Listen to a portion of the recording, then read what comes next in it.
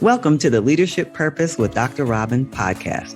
I'm your host, Robin L. Owens, PhD, and this is where we dive in each week to give advice, tools, and tips for high-achieving, purpose-minded women who've written nonfiction books and want to amplify their message beyond the book. I'm a college professor, and when I'm not doing that, I am speaking, coaching, mentoring, and teaching high-achieving women who have written books how to use their books to make a bigger difference, have more impact, and purpose. Okay, let's dive in. Hi, everyone. Welcome back to another episode of the Leadership Purpose with Dr. Robin podcast. I'm so glad you're here and listening into the podcast. Really appreciate you for listening in.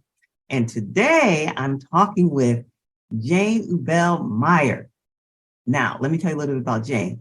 Jane has been a successful television and film producer and entrepreneur.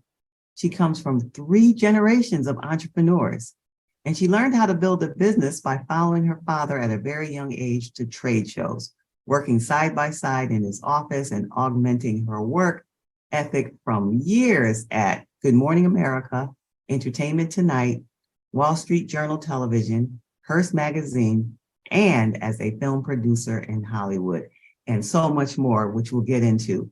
Welcome, Jane Ubell-Meyer. Thank you, Robin. You are so amazing. I love your energy. Ever since we met, I've been a huge fan of yours. So here I am to be of service. Well, I'm so glad you're here. I just love your energy too. So let's just jump right in. All right. So tell us about what you're doing right now. We just heard about how you got here, but tell us what you're doing right now. So I started a company August 2017. It's called Bedside Reading. And the concept is that when you travel, you often are alone, or even if you're with somebody, you're in a hotel room, and it's great to have great curated books. So we place books by the bedsides in luxury and boutique hotels around the country, actually worldwide. We're now in Greece, we're in Canada. Hopefully we'll be in the UK shortly. That's amazing. Yeah. I've not heard anything like that ever before. How'd you come up with that idea? Or where did it come from? So first of all, it's a funny story. When I was 23 years old, I used to have a share in a house in Fire Island, which is one of those beach communities when you're in your 20s, everybody goes and hangs out, men and women. And I had a share. And I spent the summer out there, and I met this really cute guy and really handsome, super handsome. And we started to date a little bit. And he said to me, Janie, if you learn how to scuba dive, I'll take you to the Caribbean. So like an idiot, I jumped into the pool at the YMCA in New York City. I hated every minute of it, but I powered through because, in certain age groups or in your 20s, you could do anything. And I got certified. It was horrible, but I got certified. We went to the Caribbean. We went to St. Martin's. And as we're going to the room, he gets to the door. Before he even opens the room, he goes, Jane, I really like you, but I'm just not into you. And I was about to spend 7 long days scuba diving, which I didn't even enjoy doing, but I just wanted to go because of the guy. So luckily, and my stepmother, Marcia, who I adore, the night before I left, she said, oh, you have to read this book. And she gave me this book. It was 400 pages thick. It was called Cry to Heaven by Anne Rice. And it was such a big book. I almost didn't take it, but the last minute I threw it in my bag. And I'm so grateful because I had a book.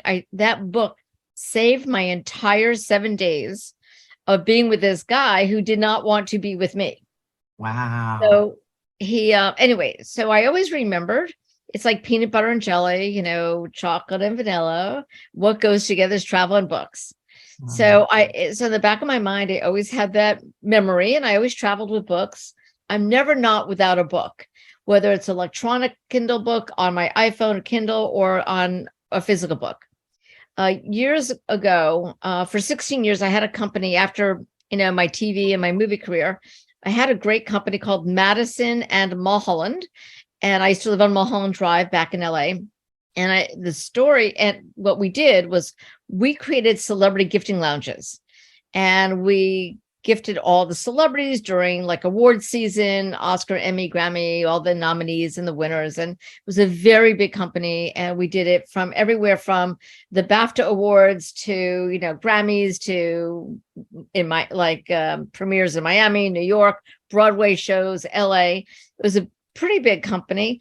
And after 16 years, I remember it was March 27th, 2017, my best friend passed away. And she was my boss, had been my boss at Entertainment Tonight, Noreen Fraser. When Noreen passed away, I said, I'm done. These people in Hollywood have had enough. And I gave it up. And I was really thinking about what's my next move. And I'm very spiritual. And I always believe that Noreen's spirit is with me every day in every way. She's my girl. Even on the other side, even though her body's not here, I know she's with me every freaking day. And I love her to pieces. And I said, okay, Noreen, what should I do next? And the next morning, I woke up with this idea of bedside reading. And it took me on a great path. And interestingly enough, because I love to read and I love to travel, I now have it in my agreements with all my hotels that I get to stay all around whatever hotel we're working with. I get to two complimentary nights a year. So we go to the Waldorf Astoria Beverly Hills. We go to the Conrad Los Angeles. We've been to the Fairmont and Aquilina, and even in New York. Sometimes I have to spend the night in the city at the Mandarin Oriental or at the Conrad or wherever I go. So it's been really like marrying my two favorite things besides my husband and, reading and travel. I love that story. It's been really a great ride. I love that story. Yeah. Especially when you're talking about marrying your favorite things and reaching into, those great loves in your life, and how it came out of this bit of a struggle or a challenge. It could have been that 7 days with the guy who turned out not to be who you thought. It could have been 7 days in hell, but I was so in love with this book that it was nobody really takes the time to read anymore. And I dove right in there. So yes, it was great. And and now one of the wonderful things that I get to do, because I can, you own a business, you can shape it any way you like. And that's the privilege of being an entrepreneur, is that I now recommend books to readers. I write for Lux Lifestyle Magazine, which is this gorgeous publication. And I write for a number of, I don't want to mention it, but I have a number of different online magazines coming up in like probably January, February. And when it's out, I'll be making that announcement. But I do get to recommend books to read. Well, it's exciting. And I do also have, we do giveaways of books in Women's World Magazine and First for Women Magazine, all the Bauer Media. And we do, I go on TV. I was just on, in November, I was on KNBC California Live. So I had 7 or 8 books with me. And it was a really fun segment. I get to talk, I talked about what books to buy for the holidays. Oh. And the next time will be it'll be like beach reads, like what books to buy for the summer reading. That's awesome. So it's been a great, thing. Yeah. You and books, you have this wonderful long-term relationship that changes over time on how it, I mean, don't you, Robin, don't you have books that when you're a little girl that you read that like moved you? Yeah. Like, even I remember reading Charlotte's Web. Yes. And crying and loving it. Or I think it was like My Secret Garden. I'm not sure if that's the name of the title or whatever, but there were books as children or, 6, 7 years old. Nancy Drew series. Oh my God. Every single, episode. I love that. The books. Obviously, I never even watched the TV shows, but those books really were important to my beingness. Yes. Yes. Yeah. That's wonderful to hear that connection started early on in your life, and you're finding all these different ways to keep continue and expressing that love and connection and helping others. Now that you're viewing. Yeah. And having the book show up in the bedside reading. Hotels. Yeah. In our hotels. Yeah. It's been really fun. I never thought about how the books get into hotels, even if I noticed that they're in the hotels at the time. So That's what, fascinating. yeah, I mean, it's kind of simple. Authors or publishers ship the books directly to the hotels. We work with them. So the hotels will promote the books on their Instagram feeds Oh, or on Facebook or in their newsletters or whatever, or magazines. So it's not just placing a book in a hotel, it's getting the hotel to be the book's, advocate in a sense. So if you can imagine that your book is at the Waldorf Astoria during Oscar time, right? What is that saying? There's a subliminal, information going on there. It's that the hotel, in essence, is sort of recommending ah, without saying they're recommending because it's there. So it's almost like a nice endorsement without having an endorsement. yes, that's amazing. Do you have a connection to the authors of the books that you Yes. take place? What's your connection with the authors? So, and we are a champion of independent authors, people that self-publish, as long as the book is of quality.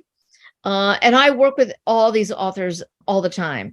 And even when it's funny, we work with Hachette and Random House and Simon Schuster. When you have a very big author, like we work with Sandra Brown or David Baldacci, whatever, we don't really get to talk to them, but because they like to control that relationship. But when it's an independent author and somebody self-published or with a hybrid publisher or a smaller publisher, they come to us, Bedside Reading, and say, can you please help me get the word out? So it's not just placing it in the books, being an advocate of authors and books. I get to show off the books in the media, television, podcasts, in magazines, wherever I can. So Yeah, that's great. So it sounds like, and I know I went to one of your fabulous events recently in yes, you LA. did. I mean, it was the most unique and compelling and creative way of, highlighting a book, what we typically think of as book readings. But that was just No. kind of multi-dimensional and just so creative. It was a whole experience. Right. It was funny. This was in November at the Conrad Los Angeles, gorgeous brand new hotel, which I highly recommend. It's really fantastic. But what we did is we had 4 authors there, and the authors spoke a little bit about their books and showed off their books. And the last author is a guy named Rocky Lang, who's also a movie producer. And he wrote a book called Letters from Hollywood. And what he did is he has a deal with TCM, which is Turner Classic Movies. And he created these 2 to 4 minute interstitials, which are little segments of the offspring of legendary Hollywood icons talking about their father or mother and the letters they wrote to other famous people. And I think the one example, which is my favorite, is Sidney Pollack's daughter was reading the letter that Sidney Pollack, who's a famous director, wrote to Robert Redford to convince him to do the movie The Way We Were with Barbra Streisand. Oh, And I found it compelling and moving and yummy and a touch of Hollywood and just interesting. Like yes. a piece of history coming to life through the voice. Even though Sidney Pollack is no longer with us, he passed away, his daughter is the embodiment of that voice. So I thought it was charming and wonderful and, I don't know, sexy in a way. Yeah, Hollywood sexy. it was really, really amazing. Really amazing. All right. So this podcast, you're talking about all these fabulous and wonderful things, and I'm sure people are as excited as I am to hear about all these wonderful things. And the primary listener for the podcast are probably not as well known in those areas that you've been talking about already, but they are authors and consultants, primarily of nonfiction books, and they're Right? connected to their business, wide range of business Sure. as consultants. Now, you've worked with many different authors. What's some word of advice, just general wisdom or advice you would give to an author that I just described? And they're mostly women, but not all. Yeah. Okay. So let me talk about the nonfiction author. Okay. Nonfiction authors, if you look at the goal of a nonfiction author, first of all, nobody gets rich writing a book. Let's be honest. Right. You don't write a book to get rich. You write a book to further your career or to get information out there. So let's just take somebody who is in the wellness or the leadership space. A lot of these nonfiction authors, I think the most important thing and advice I could give them is to get their book into as many hands as possible. I believe that word of mouth is the most important advertising you can do. Because if I read a book and I love it, I'm going to tell all my friends. And most readers love to share books with other friends who are readers. If you want to go in the business route, you have to be able to get the book into the hands of those that are event planners. This is why we love hotels. We had one book, still a client of mine after 6 years, keeps coming back. His name is Cameron Harold. He wrote a book called Vivid Vision. We put his book by the bedside at the Waldorf Astoria, Chicago. And one day he goes to a conference and he's walking down the hallway and a guy runs up to him and goes, "Oh my God, I got your book at the Waldorf Astoria, Chicago." And they connected. And all of a sudden this guy became a big client of his. So the people that are at these luxury hotels are CEOs. They're the C-suite type of individuals who have some kind of, they have a little bit of power and they can make things happen. So you want to get your book into the hands of people that can get your book moving to the right audience. Another piece of advice is I love sponsorships. I love people that take their book and they make a list. This is what I tell people to do. If you're a nonfiction writer, make a list of every single industry that could possibly benefit. Then you niche it down to what are the companies in those industries. And then when you get to the companies, you go on LinkedIn and you look at the different companies and find out if you're connected or if you have friends that are connected. And you see if you can get to the marketing person at those companies. And then you approach them and say, my book is, whatever the book is, might be of benefit or beneficial to your potential customer. So why don't you buy my book wholesale? And why don't you give it away to your key customers? Because you want other people to connect the dots for you. So book marketing, if you really strip it down, it's word of mouth. It's people, even so when I talk about sponsorships, everybody has a bank, right? Mm-hmm. And most banks have some presence in the local community. Yes. And there's a bank manager. And guess what that bank manager wants to do? What does they need more customers? Okay. Right? Right. They're in business. They want more people to come in. Right. The more customers a bank manager can bring in, the better it is for his or her career. Right? Yeah. Yes. For business. So approach your local bank manager and say, I just wrote a book. Can we do a book signing event at your bank one late afternoon? They provide the cookies, milk and cookies, or whatever it is. Have them reach out to their customers. You reach out to your friends, have a little party, let somebody else pay for it. Either let the bank buy the books or you just sell the books and sign the books. And you can do this kind of thing anywhere. You can do it at, do you know that local big box stores, let's take Home Depot, the manager has a little discretionary income and he can do anything he wants with it. You can make, let's just say it's a local salon, that's where women congregate, right? Yes. Let's say it's a restaurant, or I've had book signing events at the most unusual places. You could do a book signing at the railroad station. You can give a 10% to your local Chamber of Commerce. You can call the tourism board at let's say you live in Montreal. Call the tourism board and say, I wrote a book and it features Montreal. Can we do a party? Use your imagination to get other people to pay for getting the book out there. Wow. So that's the kind of advice I recommend to all clients.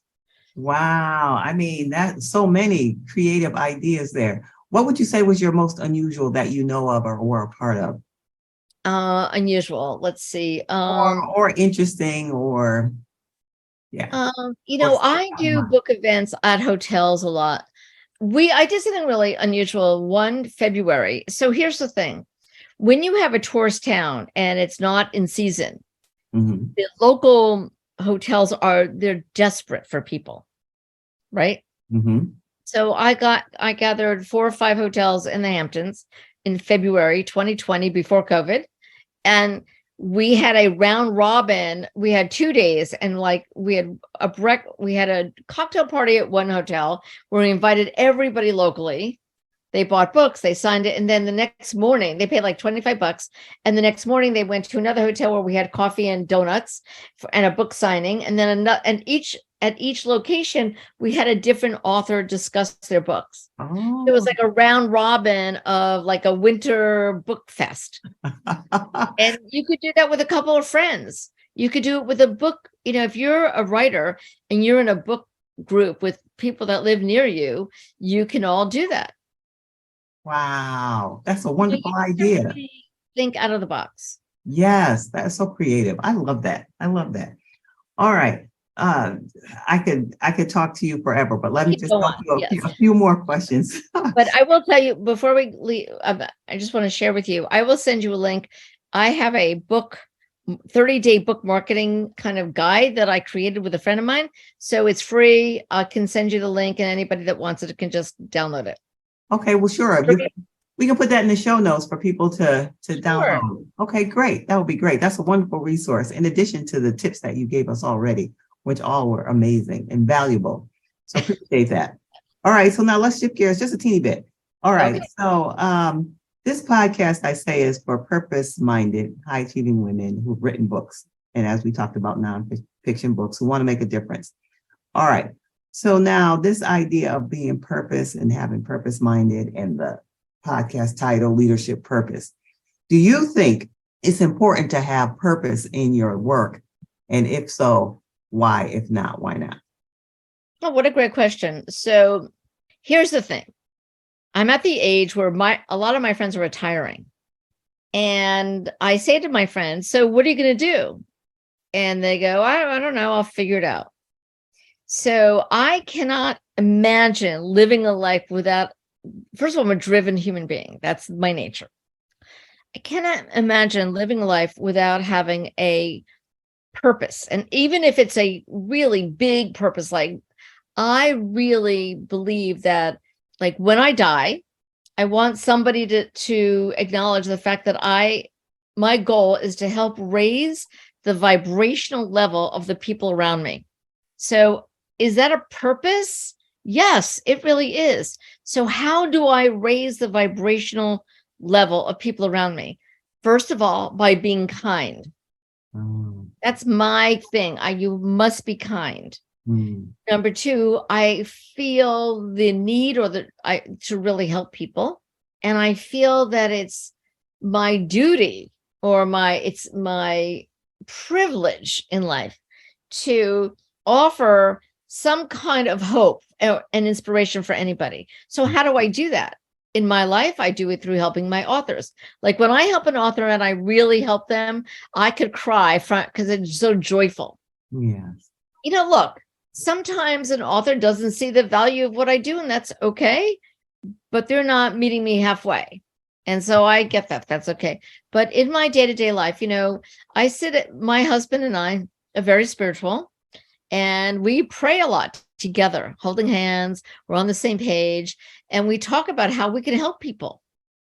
Like, how can we help? I have a friend of mine who is 47 now, or she's closer, she's a little bit older, maybe 50. But at age like 40, she had a stroke. And she was living in New York City, had a very successful business. And because of the stroke, she had to go and live. She's now in an assisted living home in Atlanta because her family is there. And I said to my husband the other night, I said, we got to figure out a way to really help her. And I, whatever I can do to make her life easier is what I will do. Yeah. So my purpose in my life is to really be of service and to be kind and help people. Yeah. And I think that if you don't have a purpose, it's depressing. And I think you can really get lost, and I think you can go into the doldrums. And I think to keep your energetic vibration going as high as you can, it's very good to raise your own vibrational level by helping others. Yeah. Does that make sense? It makes complete sense to me, because I agree wholeheartedly in this idea of high vibrations, which is probably how you and I connect with energy, maybe. I don't know. Maybe. Yeah. But I think that's amazing. And that you do that with your husband. That is wonderful. All right. Is there anything that we haven't talked about that you'd like to discuss and share with our audience? Yes. Yes. Good. Here's the thing. Life is short, very short. And we are spiritual beings living in a physical body. And we do not know. Think of the movie Sliding Doors. If you make a right, you go. So I don't know if you've seen the movie Sliding Doors. It is one of the most important movies to see. So you must see this, Sliding Doors.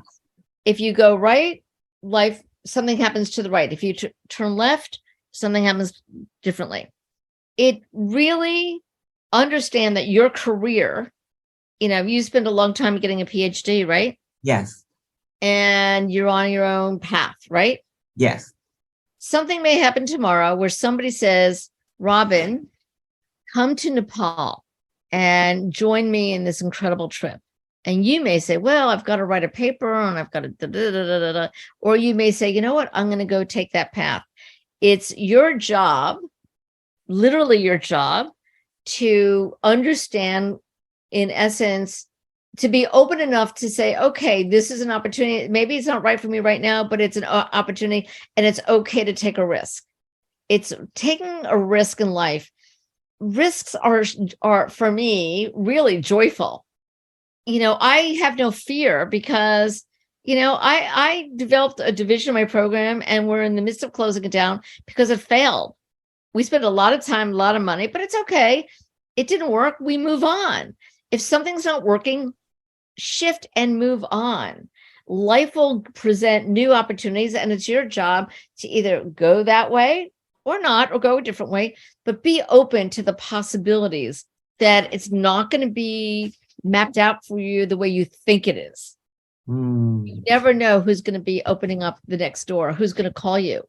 The advice I have to everybody, and people don't make phone calls anymore, but I do, which is return every email, return every call, because I was taught that by my father, who's an entrepreneur. And I once had this guy, I met him at a party and I thought he was hitting on me. And I went, it wasn't for me, whatever.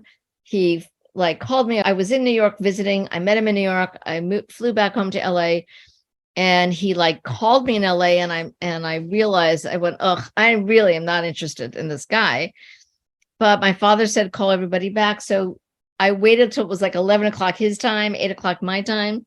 And I went, I'm sorry, calling so late. And he goes, no. And he answered the phone, by the way. And he said to me, I just got the rights to a book. Do you want to make a movie of this book? And I went, yes. And it turned out to be, number one, I got it produced. I was a co-executive producer. I made a lot of money on it. And it changed the course of my life, being the co-executive producer of this particular movie. Wow. So the lesson in life. All because you called him back. That's right. So now, because people don't call anymore, answer your emails. Yes. Don't blow people off. You have no idea what's on their minds, why they're emailing you. Yes. I will tell you today, I had a salesman for a company call me, and I was going to blow him off, but I went, you know what? I agreed to make the appointment. I got on the phone with him, and he's now my client. So you just don't know where, you have to respect people's time, call people back. They're just human beings. Don't think, or, you cannot guess what people have on their minds. You just don't. You're not, that's it. Yes. I love that. And I'm inspired by that. And I will make every effort to do that, because I felt like I've been falling off lately. because some of the emails have been slipping through the cracks. So now you put me back on path. So Robin, you may be missing an incredible opportunity of a lifetime they don't even know about. I know. This is why I'm inspired to do it now. Okay, good. Even if it's later than I wanted it. Doesn't matter. Just do it.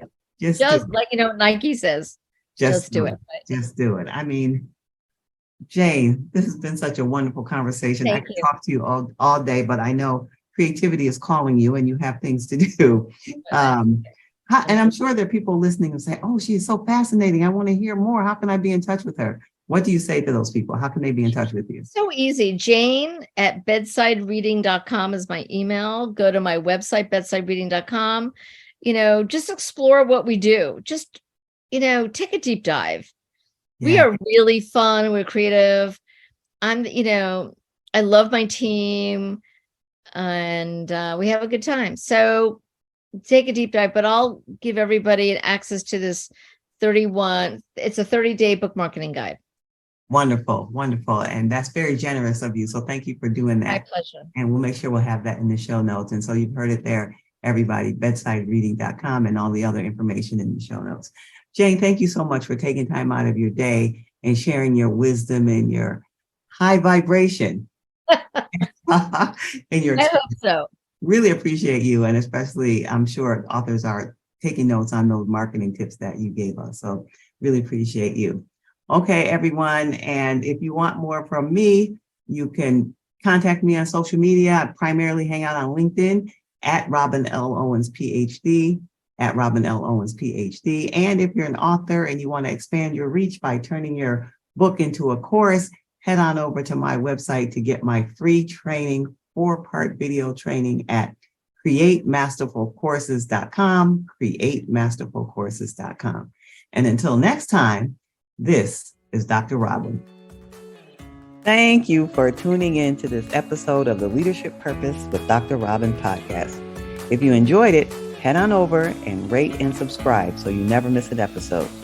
New episodes drop every week, and I can't wait to hang out with you again soon. Meanwhile, this is Dr. Robin signing off. See you next time.